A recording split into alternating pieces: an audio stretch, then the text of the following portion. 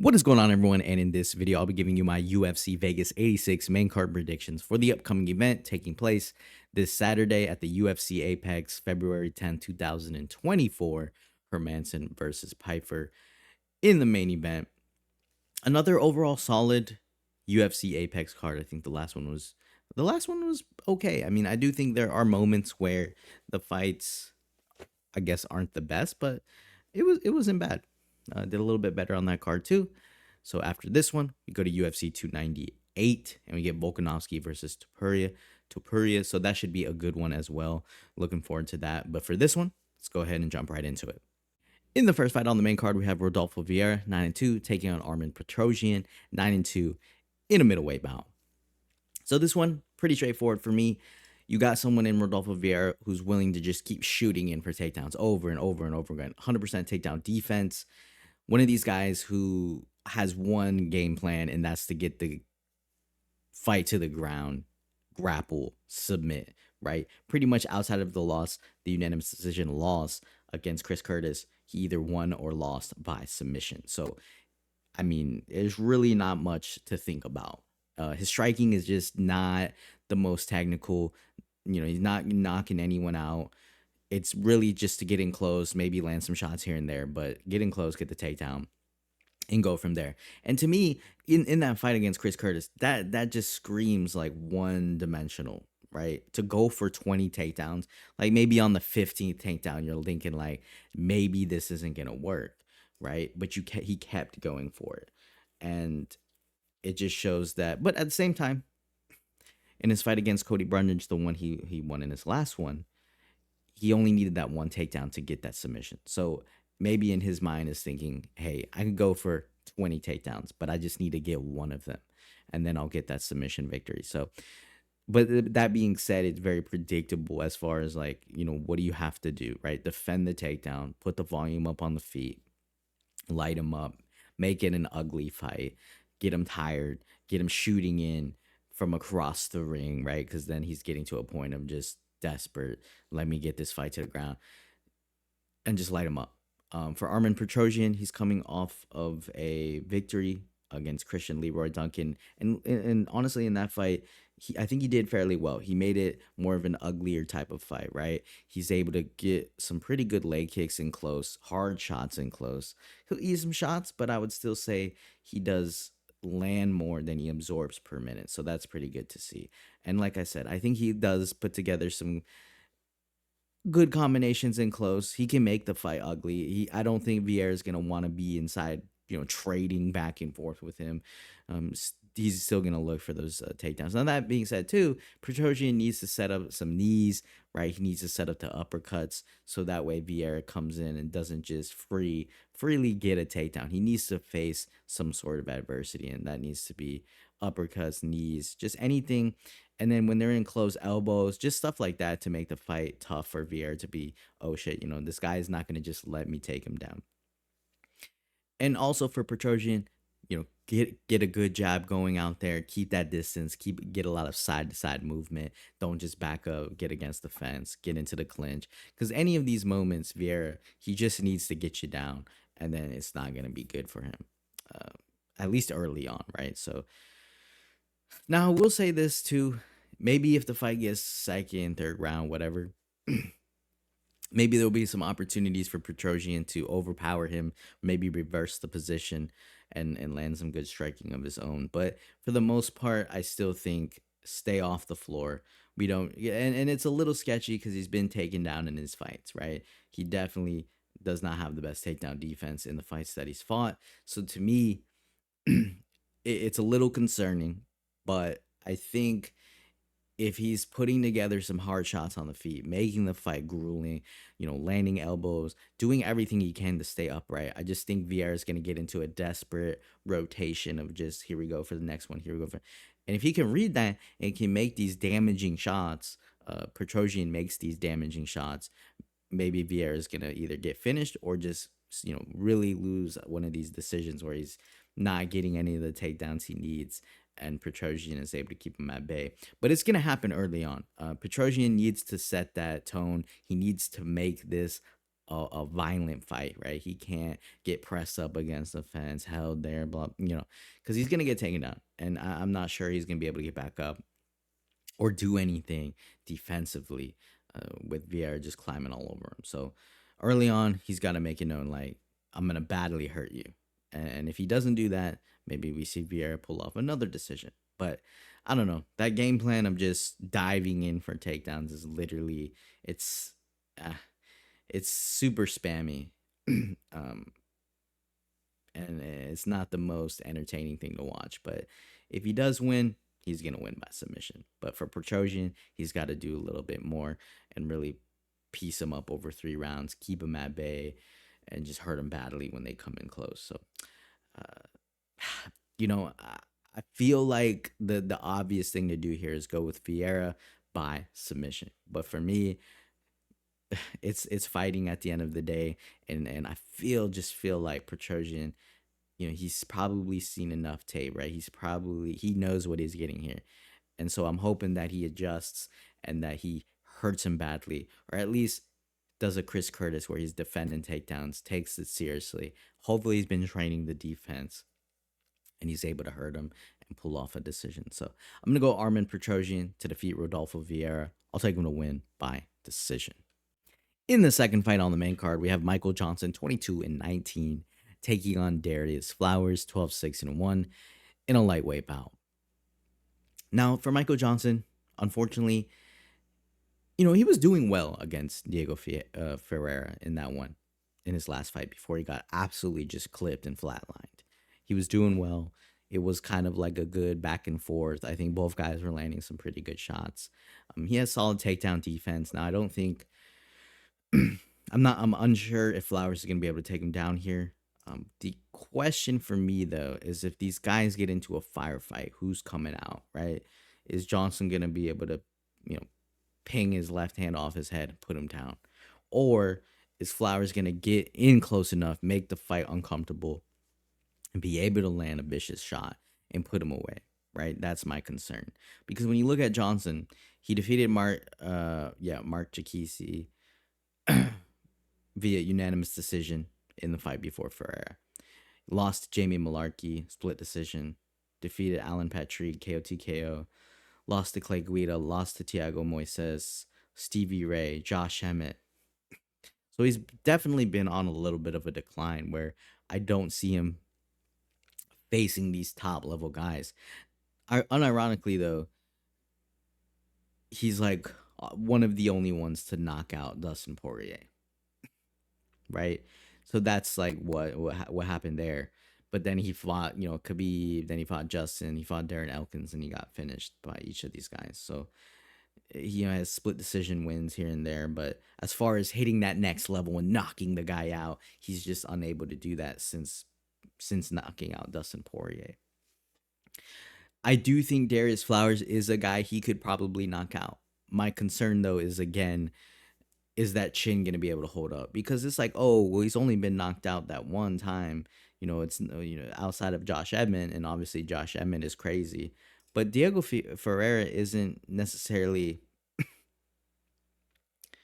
he did take out Matsu's Gamrot in 2021, but then he takes out, 2 years later, he fights Johnson and takes him out. But I wouldn't say like Ferreira is like necessarily like one shot KOing people in every fight. I mean, yes, he has some wins by KO TKO, but it's not like he's known for one shot KOing everyone. I feel like overall he's more known for submissions and just winning a decision. I didn't see him knocking out Michael Johnson. That's kind of what I'm saying.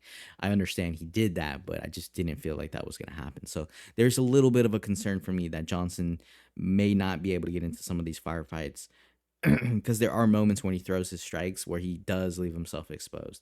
And obviously a guy like Darrius Flowers, who, he's not the greatest of all time, right? He lost his last fight against Jake Matthews.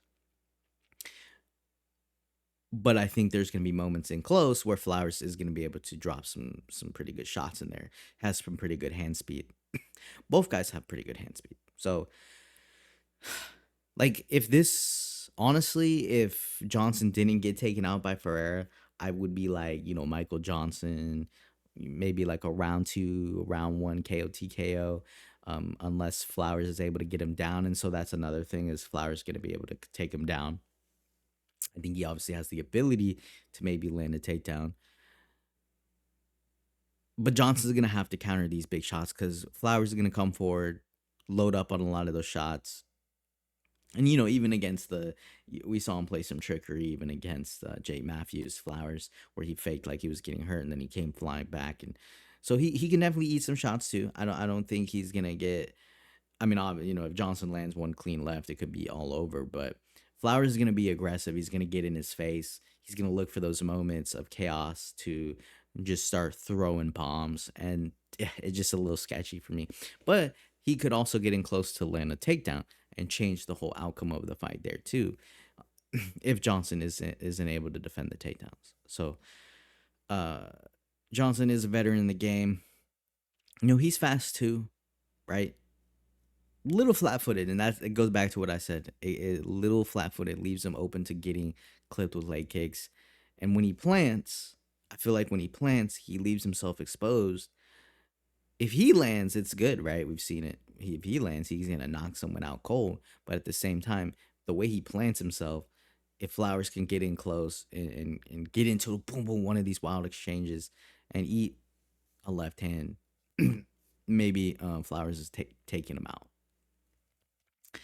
So, yeah, I'm a little sketchy of a fight, because I feel like this is going to end with one of these guys just getting clipped badly and put down. It's just a matter of who, right? Is Michael Johnson going to be able to take out a guy like Flowers, or are we going to see Flowers take out a veteran and move on up and see what he's got going on from there? Because I think up until getting taken down by, or finding himself in a submission exchange with Matthews, I think Flowers was handling himself. Like, he wasn't doing bad. Both guys had some shots, but he was definitely landing some pretty hard shots on Jake Matthews. So yeah, we'll see. For this one, I'm going to go Darrius Flowers to defeat Michael Johnson. I'll take him to win by round 1 KO TKO. In the third fight on the main card, we have Brad Tavares taking on Gregory Rodrigues. 20-9 for Tavares, and then 14-5 for Rodrigues in a middleweight bout. So I think on paper, right, you have someone in Brad Tavares who's fought everyone in this middleweight division, and he's taking on a pretty tough guy in Rodrigues. Tavares gonna be the more shot selection kind of guy, not super aggressive, coast the fight if he knows he's winning, defend some good he has good takedown defense, defend the takedowns when he needs to, but still not really having that ability to finish someone, right? He's either losing a decision or, for the most part, winning a decision, outside of taking out some guys or being taken out. But when he senses like someone's hurt, I feel like it gets a little crazy for him. He runs in, he big hooks to the body, he'll go to the head. But those are those moments where, like, yeah, he might hurt Rodrigues and think, oh, I'm gonna run in on him, right? And then Rodrigues is like, yeah, that's exactly what I wanted you to do. He fires back and puts him down, right? And that's kind of, in my opinion, how this fight might play out, where in that third round, for example, I think Rodrigues is going to be able to hurt him pretty badly, especially if Tavares thinks that, like, oh, I'm going to slow down, because Rodrigues is going to come after him, right? That's why he's called RoboCop. He's going to come forward. He's going to bring that aggression. He'll eat some shots. I don't think Tavares is going to be able to, like, one-shot KO him, like how Rodrigues lost against Bruno Ferreira. I don't see that happening. I feel like more so Rodrigues, he might eat some clean shots here and there, might eat some leg kicks, but for the most part, he's going to be in his face. He's going to be landing. He's going to try to get the fight to the ground. And, I said that Tavares has good takedown defense, but as we all know, you never know, right? You never know. Maybe Rodrigues is able to take him down, slow the fight down, put him up against the fence, and just get into the pocket to where it makes it a little bit uncomfortable for Tavares if he's backing up, and Rodrigues is able to land some big shots here and there. Now, obviously, if Tavares just takes him out, I guess, I'm not saying he can't do that. So, maybe Tavares does win here with like a one shot KO, but I just don't see him doing that. I think more so, it's a pretty competitive fight, especially if Rodrigues slows things down a little bit, makes it a little bit more technical, doesn't just, run in on him and just try to wildly exchange, because yeah, he could win that, but he could also get taken out. It's a fight at the end of the day, and if you eat a clean shot, it's all over. Obviously, from a guy who's in the anyone in the middleweight division, 6'1", you eat a clean shot, it's all over. So I'd like to see Rodrigues kind of fight how he did in his last fight. Try to implement the wrestling, or at least the clinching, slow the fight down. In the moments though, land those vicious shots, right? Pressure forward, be aggressive, but make it smart. And then see what Tavares is dealing with, right? Check those leg kicks, because Tavares is going to try to probably go after those legs, right? He's going to try to pick his shots well. Tavares is not going to want to go in here and just trade back and forth, unless his speed advantage, for example, is just glaringly obvious that like he's just way faster. So for me, Brad Tavares is gonna try to play technical, but my concern though is he's gonna let this fight get to that third round and think he's coasting, and then Rodrigues is gonna be able to take over somewhere in there, make it an ugly fight, clip him, put him down, and then Tavares will have to pay for just coasting to a decision, and then Rodrigues will get that victory. So tough fight, because I think Rodrigues, if he fights a little bit smarter, fights a little bit more slow to fight down, implement different parts of his game, I think he can win. Now, if he goes out here and just tries to slugfest with Tavares, it might slow Tavares down and he can do his classic comeback. But that would definitely probably, I would have to lean more to Tavares being able to, early on at least, taking him out. So hopefully Rodrigues doesn't do that. He goes in there, plays a good fight, and tries to get him in that third round and take him out. So I'm going to go Gregory Rodrigues to hold in there and defeat Brad Tavares by round 3 KO TKO. In the fourth fight on the main card, we have Robert Bryczek, 17-5, taking on Ihor Potieria, 19-5 in the middleweight division, and this will be a short notice fight. This will also be the debut of Robert Bryczek, coming in with multiple wins via KO TKO outside of the UFC. Has 5 losses, so he's definitely lost before. A couple by decision, and a couple by finish. So he knows what it's like to lose, which I think is good, because sometimes you get these guys coming in here thinking they're going to destroy everyone because they're undefeated. But he's definitely more of a striker, more of a boxer, right? So he's going to go in here. He's probably going to try to just trade back and forth with Potieria. Now, the issue is Potieria is like 1-3 inside the UFC with that one win against Shogun Rua, which isn't necessarily like the greatest win, just because you have to take out Shogun, right?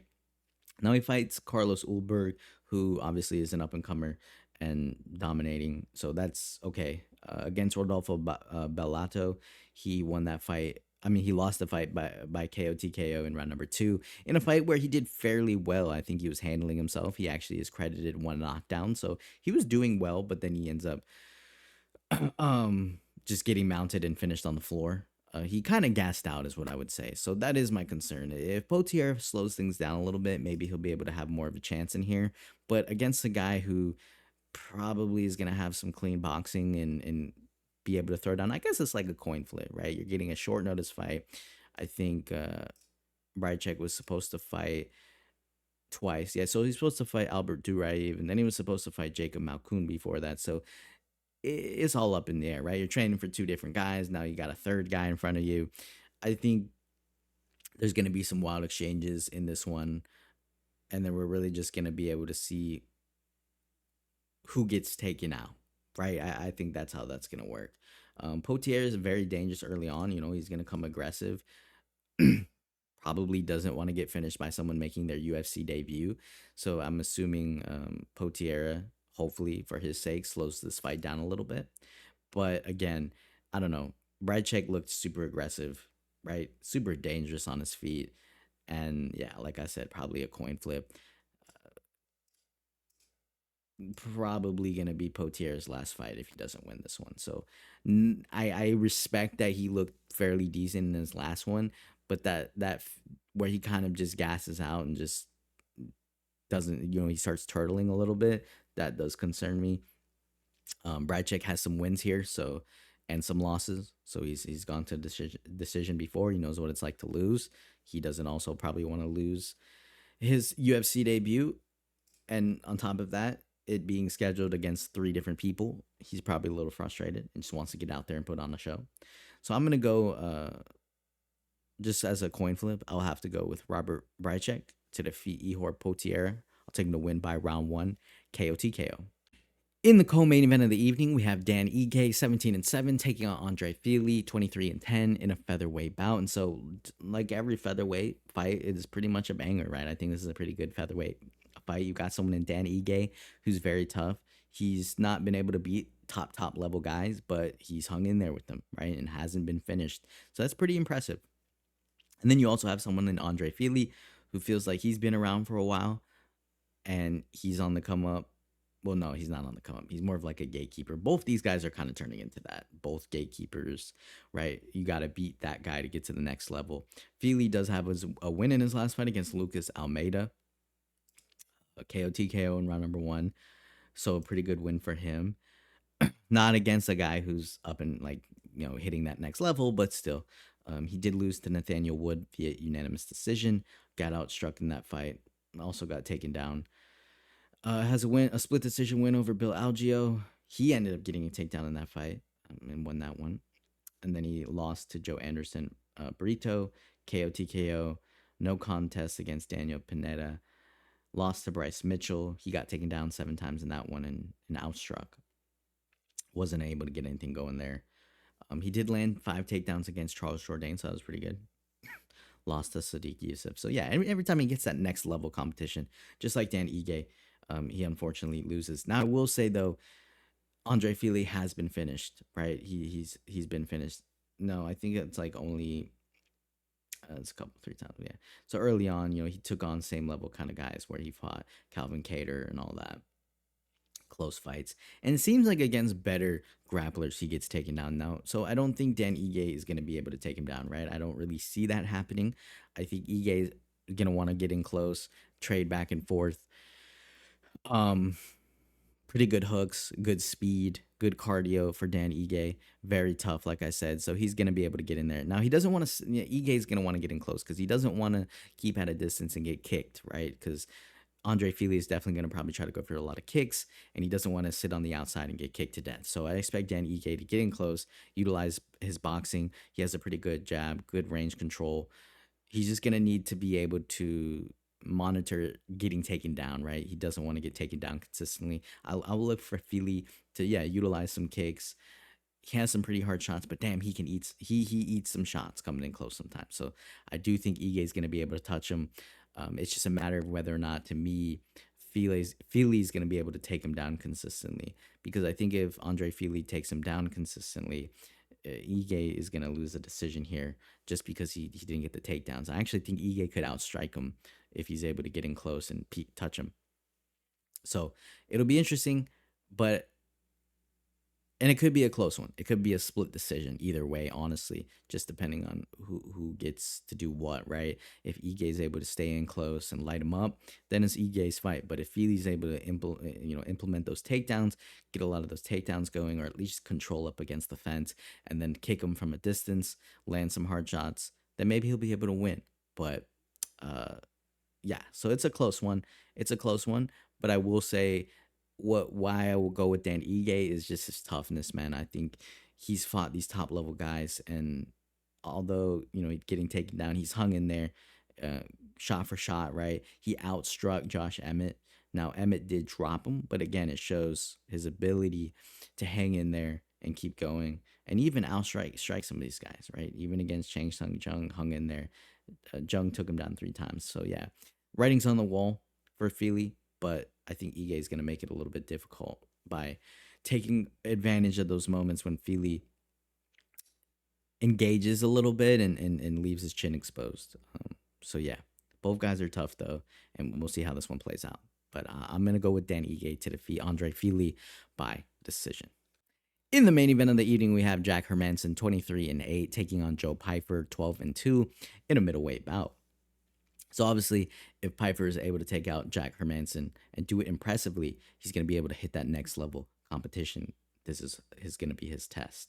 Now, Hermansson's been in here since 2016, so he's fought a lot of these guys. He's been on a win-loss, right, since 2019. So, I mean, maybe he gets a win here. In his last fight against Roman Dolidze, I feel like he does everything. He's overall a good fighter, right? He has the ability to get the takedowns, but he also can strike with some of these guys, right? He outstruck Chris Curtis. So he's a lot more active. He's not going to just sit back and do nothing. He won that unanimous decision against Chris Curtis by outstriking him. Now, he won his fight against Edmund Shabazian by grappling him. In the fights that he's lost, though, the better striker or the better grappler has been able to beat him. When he fought Sean Strickland, Strickland was able to just outstrike him, land the better shots. Now, granted, though, it was a split decision. So, against Roman Dolidze, Dolidze was able to reverse the position and then get that KO TKO. Marvin Vettori, right? He did take down Marvin Vettori twice, which against someone like Vettori, I think that's pretty good, right? He lost that fight, but still, he was able to get the 2 takedowns. He just wasn't able to deal with his, Vettori's just toughness and just coming forward and landing a lot of strikes as well. And Vettori was able to drop him. I think it was that fight against Kelvin Gastelum. Did he fight? Yeah, he submitted him fairly quickly. So Hermansson also has that ability to submit someone. Now, it hasn't happened since Kelvin Gastelum, and I think Kelvin Gastelum was a little bit undersized in that fight. But still, Joe Pyfer, he's coming in here. He's not going to be undersized. He's going to be, I think on the feet, Pyfer is going to be super aggressive, very fast, hard-hitting shots. He doesn't overextend. He picks his shots really well.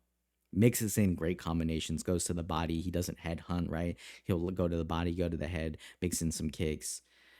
And I think Pyfer showed some pretty good ability to be patient in his fight against Abdul Razak Al Hassan, right? He did have moments where I felt like he could have ran in on him because he touched him up and then got overly aggressive, which obviously Al Hassan wanted him to do, right? Kind of fire back and see if he can catch him. But he picked his shots very good in that one, and then eventually was able to submit him via that arm triangle. So Pyfer shows some pretty good patience in that one, and then the ability to light somebody up like that and then also submit him, I think is very important. And I don't think Joe Pyfer is going to be diving in for a takedown here, but I do think defensively he'll be able to handle himself, especially if he hurts Hermansson on the feet. Now, obviously, if he's not able to hurt Hermansson, this could be uncharted territory where we get to see how good Joe Pyfer is defensively on the floor. And if Hermansson's going to be able to climb all over him, land the ground and pound, and put him away, I mean, that could obviously happen. So I think Pyfer's showing a lot of improvement in each of these fights. And that's what's scary, right? Is you get a guy who's able to just be super dangerous on the feet, but then he starts learning how to defensive grapple and handle himself in the grappling and the wrestling, and that's when it starts to get scary. So each fight is going to make an improvement, and we're going to get to see, is he going to be that top level guy? I think if he gets through Hermansson, yeah, I mean, you have to start talking about him when it comes to the title and #1 contender and all that. So we'll see what he's able to do here. This is going to be his hardest test, in my opinion, just because Hermansson's pretty good at everything. Like, I don't think he's good at one thing. He's good at a little bit of everything. And so if you slip up against him, he can show you that, like, hey, I'm in the UFC for a reason. I'm not just going to get ran over. But if Pyfer is able to run him over, it's going to make him look even more impressive. Hanging in there against Sean Strickland, although losing a split decision, it's a split decision. And he did keep up the significant strikes, landed fairly close to Strickland. So he's definitely going to be able to trade back and forth and close. It's whether or not Pyfer is going to be able to put him away, because I could also see Hermansson kind of breaking him down throughout 5 rounds, right? And going that deep with him, because he went 5 rounds with Marvin Vettori, didn't get finished, got outstruck, but he still landed 2 takedowns, and 122 to 164. So he can hang in there for 5 rounds. We'll get to see if Pyfer can do that, if he has to face adversity here. But with that being said, I think Pyfer needs to go in here, and if he wins, I don't think it's gonna be by unanimous decision. I think it's gonna be by finish. So I'm gonna take Joe Pyfer to defeat Jack Hermansson by round 2, KO TKO. So that'll do it, guys, for my UFC Vegas 86 main card predictions for the upcoming event this Saturday, February 10th, 2024. Looking forward to it. Solid Apex card. We'll see how it goes. But yeah, looking forward to it. And then we'll go from there. So yeah, thank you guys for watching. Leave your comments down below. Hit the like button, hit the subscribe button. And I'll see you guys in the next video.